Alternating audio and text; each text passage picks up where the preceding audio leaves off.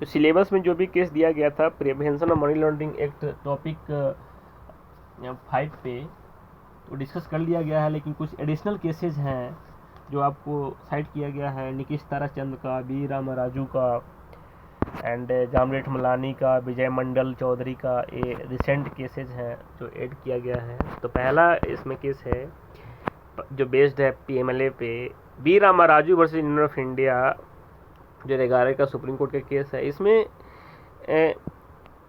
इसमें ये देखा गया कि where the Andhra Pradesh high court held that the intention of the legislature behind the proviso to section 5 subsection 1 to clarify that there are two steps proceeding provided in an act in a criminal action pertaining to whether the offence of money laundering act is made out, and a civil action pertaining to attachments and the confiscation of the property with which is subject to the procedure of the crime. Next case है Ram Jethmalani versus Union of India. इसमें SIT से special investigation team को create करने की बात की गई थी। तो इसमें various writ petition by the KPS Gill, Ram Jethmalani, Gopal Sharma, बहुत सारे सीनियर एडवोकेट के द्वारा under 32 of the constitution of India writ petition file किया गया था, seeking the formation of the special investigation team for the investigating and prosecuting the case related to the unaccounted money of the various individuals. So इसमें issue ये था कि whether the SIT can be found by the Supreme Court for bringing the black money from the abroad. इसमें government of India का contention को यहाँ पर reject कर दिया गया था, क्योंकि गवर्नमेंट ऑफ इंडिया बोल रही थी कि a high level committee is already set up, then there is no need of the SIT. तो इसमें Supreme court apex court order किया कि the SIT will consist a member of HCL and in addition to the raw members, and ordered that SIT must be formed. So next case है निकेश ताराचंद का case था, जिसमें I forget to cite here, जिसमें section 45 of the PMLA act जो बात करता है twin condition before the granting the bail. So उसमें सुप्रीम कोर्ट उसको सेट असाइड कर दिया गया था, स्टॉक डाउन कर दिया गया था प्रोविज़न को, लेकिन उस ऑब्जर्वेशन को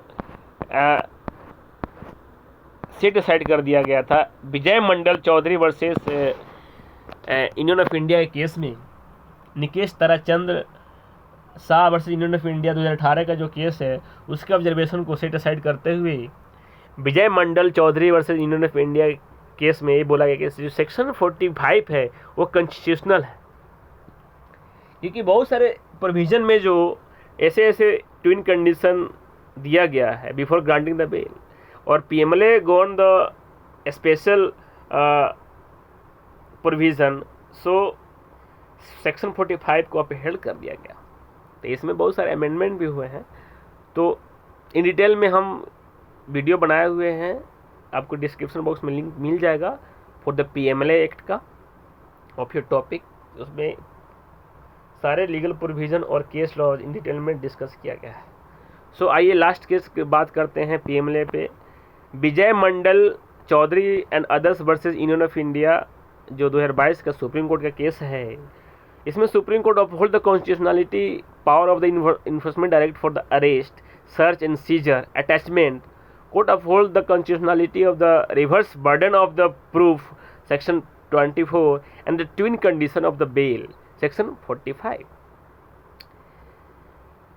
The expression investigation in clause NA of the section 2(1) of the Act does not limit itself to the matter of the investigation concerning the offence under the Act and is interchangeable with the function of inquiry to be undertaken by the authorities. दूसरा चीज़ ये बोला गया था कि it was not accepted the observation of the made in the Nikesh Tarachand distinguishing the enunciation of the constitutional bench decision in the Kartar Singh case and other observation suggesting of darting of the perception of the parliament. Section 3 को बोला गया कि wider है to reach the capture every process and activity directly or indirectly in dealing with the proceeds हो सकता है।